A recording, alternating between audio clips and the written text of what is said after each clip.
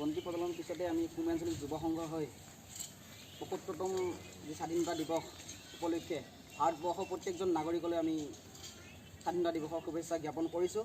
আৰু ইয়াৰ পিছতে আমি দ্বিতীয় কাৰ্যসূচীলৈ যাব বিচাৰিছোঁ। দ্বিতীয় কাৰ্যসূচী আছে আমাৰ পতাকা উত্তোলন।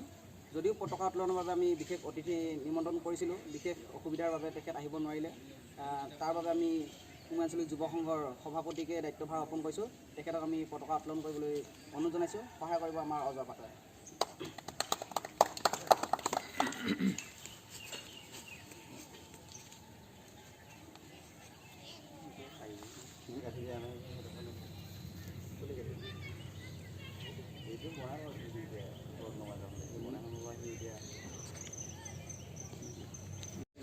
Hey, what's up? This is Parag. You're watching Parag YouTube channel, guys. So আজি স্বাধীনতা দিৱস হিচাপে আমিও উদযাপন কৰিছোঁ কুমই আঞ্চলিক যুৱ সংঘৰ তৰফৰ পৰা।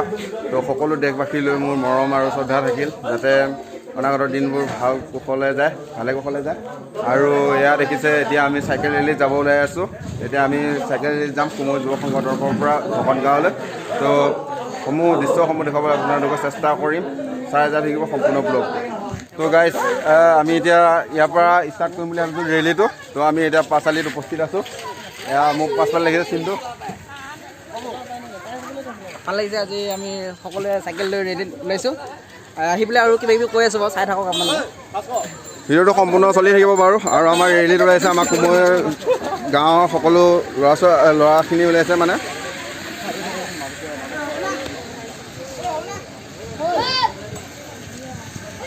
তো গাইজ, ফাইনেলি আমি ৰেডি যাবৰ কাৰণে।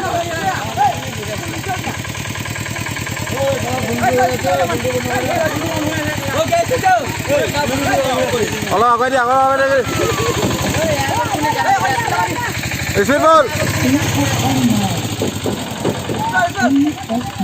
দেখিছে কিমান দীঘল লাইন হৈছে এয়া।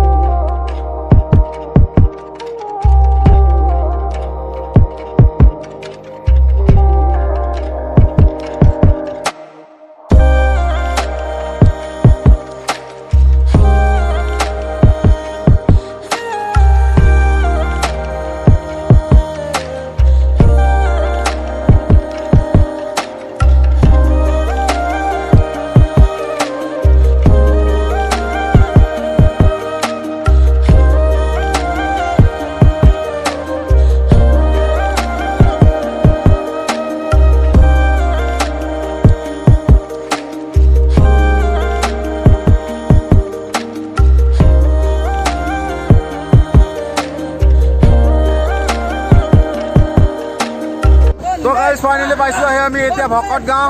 তো ভকত গাঁৱত দেখিছে মোৰ পাছফালে আমাৰ গোটেই সমূহ সদস্য আহি আছে।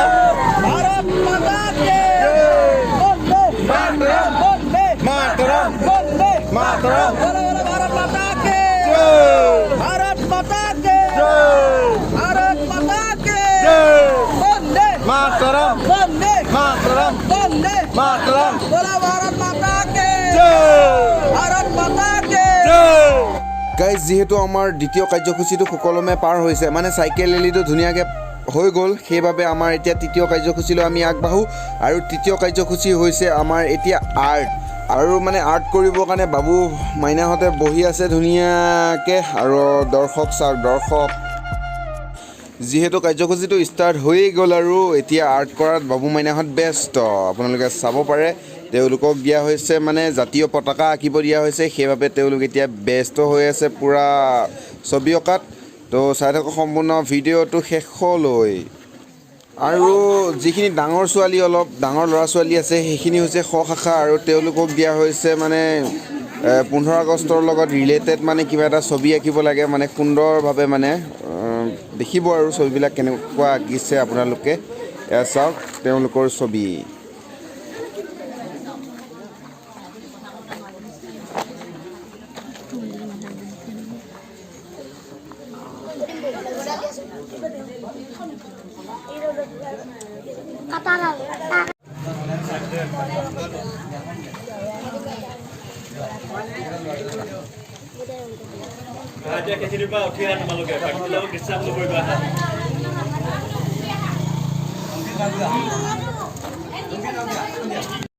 ইতিমধ্যে আমাৰ আৰ্ট কম্পিটিশ্যন শেষ হৈছে অলপ বাহিৰত যোৱাৰ কাৰণে মানে ৰেকৰ্ডিং কৰিব নোৱাৰিলোঁ আৰু এতিয়া হ'ব কুইজ কম্পিটিশ্যন আৰু ইয়াৰ গ্ৰুপ ছিষ্টেম বহি আছে হৈছে মাজুলী গ্ৰুপ আৰু এফালে আছে যোৰহাটৰ ছোৱালীকেইজনী চাওক পাৰিবানে নোৱাৰা হে প্ৰশ্ন উত্তৰ দিব পাৰিবানে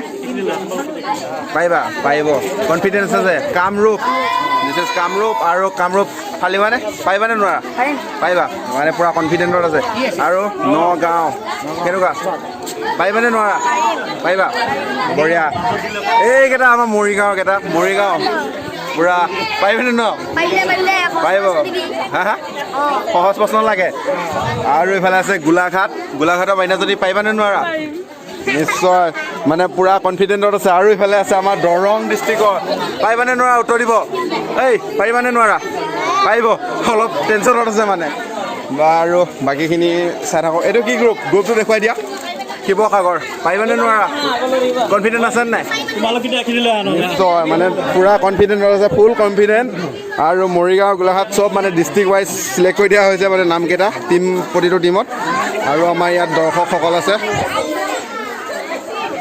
কেনেকুৱা লাগিছে চাই ভাল লাগিছে নে মাইনা তুমি নাচিবা নেকি নাচিবা ন তুমি আৰ্ট কৰিলা তাৰপাছত বাকী চাই আছে এয়া কেনেকুৱা লাগিছে প্ৰগ্ৰামবিলাক চাই ভাল লাগিছে নে আমাৰ বৌ আছে এইফালে হাই কৈ দিয়ক গ্ৰুপতে দিব আৰু কৈ দিয়ক আপুনি প্ৰশ্নটো আমাৰ জিলাখনৰ নাম কি মৰিগাঁও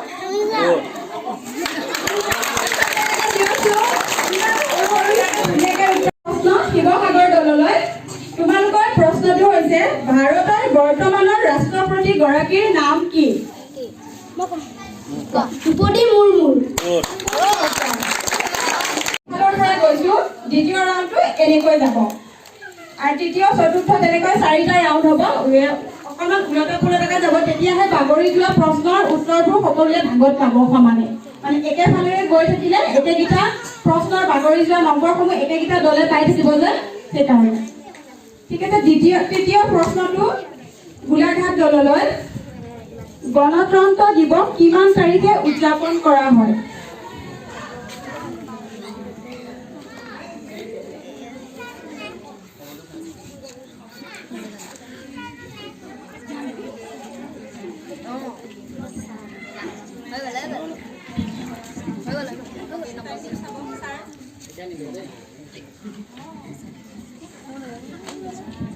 নোৱাৰিলে পাছ কৰি দিয়া পাঁচ বুলি ইয়াত কোৱা প্ৰশ্নটো বাগৰি গৈছে মৰিগাঁও দললৈ 26 জানুৱাৰী শুদ্ধ উত্তৰ বাগৰি যোৱা প্ৰশ্নৰে উত্তৰ দিছিলে এতিয়া তেওঁলোকলৈ পোনপটীয়া প্ৰশ্ন মৰিগাঁও জিলাৰ মহকুমা কেইটা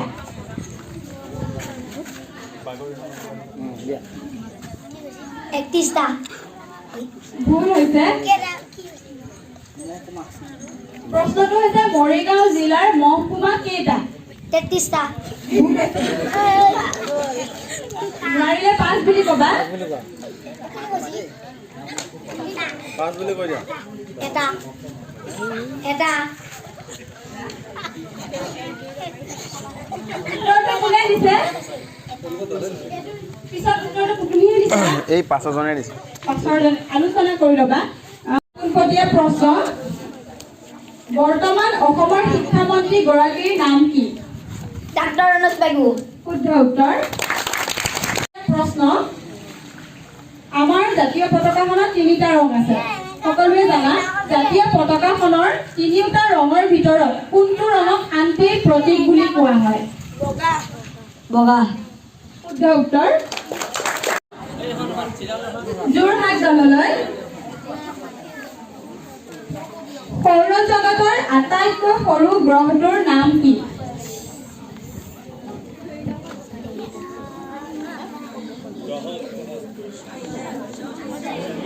সৌৰজগতৰ নাম শুনিছানে? সৌৰজগতৰ আটাইতকৈ সৰু গ্ৰহটোৰ নাম কি?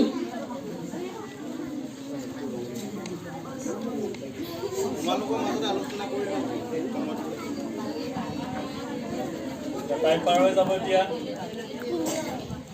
নোৱাৰিলে 5 বুলি ক'বা। 5 তেওঁলোকে 5 দিছে। বুধ গ্ৰহ শুদ্ধ উত্তৰ।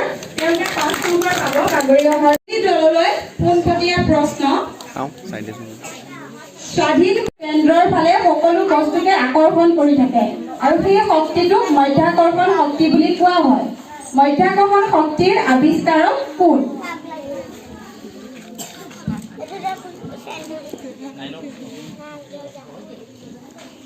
ফাইভতো আছে। ৰঙৰ পাঠটোতে আছিলে এই প্ৰশ্নটো। নিউটন।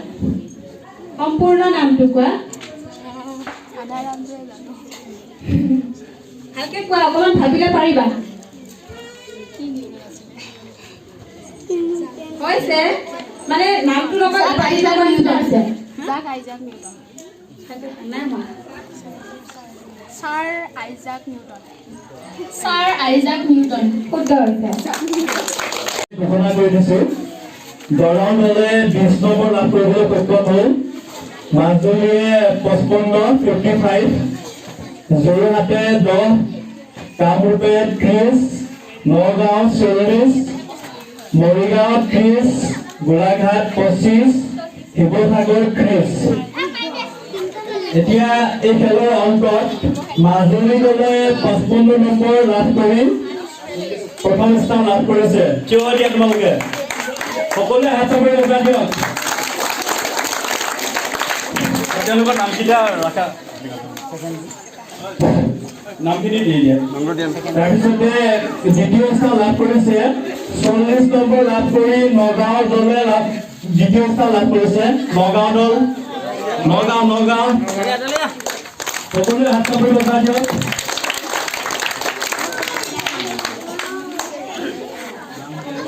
এতিয়া আহি গ'ল আমাৰ ছবিবোৰ চিলেক্ট কৰা সময়। যিখিনি মানে সৰু ভাইটি ভণ্টিসকলে আৰ্ট কৰিছিলে সেইখিনি আমি চিলেক্ট কৰিব লাগিব। সেয়েহে আহিলোঁ আমাৰ কোঠালে। যিখিনি কণ ভাইটি ভণ্টি মানে আৰ্ট কৰিছিল তেওঁলোকৰ ৰিজাল্ট এইখিনি। এয়া হৈছে প্ৰথম, এইটো দ্বিতীয়, তৃতীয় আৰু এইটো চতুৰ্থ। যিহেতু আমাৰ ইয়াত 4জন ৰখোৱা হৈছে সেইবাবে মানে 4টা চিলেক্ট কৰিছে।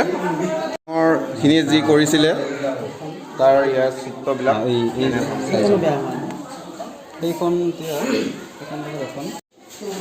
আৰু যিখিনি ডাঙৰ প্ৰতিযোগী আছিল এয়া হৈছে প্ৰথম, আৰু এয়া কনকলতা আঁকিছে ছেকেণ্ড, আৰু এয়া জৱাহৰলাল নেহেৰু থাৰ্ড, আৰু এয়া আমাৰ বাপুজী আঁকিছিলে কিন্তু নহ'ল আৰু ইমান সম্পূৰ্ণ, অলপ ফৰ্থ চেষ্টাটো কৰিছিল। আৰু এয়া দেখিছে আমাৰ বৌ আছে, বৌ মানে বিচাৰক, আৰু আমাৰ দীপাংকৰ দাও আছে, লগতে গোপাল দা আছে, আৰু আমাৰ এই ওচৰৰে বিশিষ্ট ব্যক্তি আছে ৰজত চন্দ্ৰ শৰ্মা নেকি? শৰ্মা হয়। আৰু আমাৰ অজয় পাটৰো আছে, লগত সকলোবোৰ আছে। সম্পূৰ্ণ ভিডিঅ'টো চাই থাকিব শেষলৈ। কি হয় মানে দেখুৱাই আছোঁ আৰু পুৰস্কাৰ বিতৰণ কৰাও দেখাই থাকিম আৰু।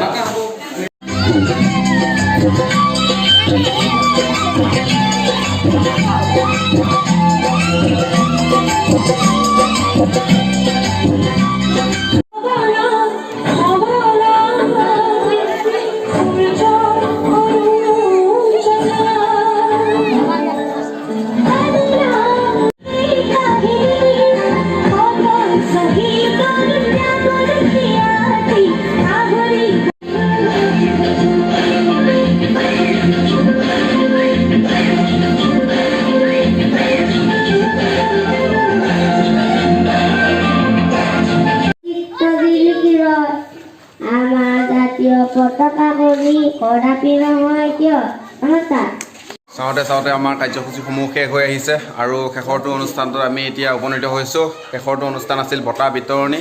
তো আমি বঁটা বিতৰণ কৰিবলৈ আগবাঢ়িছোঁ, আৰু পূৰা দিনটো মানে ঘামি জামি অৱস্থা বেয়া হৈ আছে, আৰু এতিয়া গামোচা বিচাৰি আছে আমাৰ ৰাজবীৰে। তো লাষ্ট মমেণ্টটো চাওক, আৰু ভিডিঅ'টো এণ্ড কৰিব হৈ গ'ল। দিয়ক এতিয়া ডাঙৰীয়া নিয়ে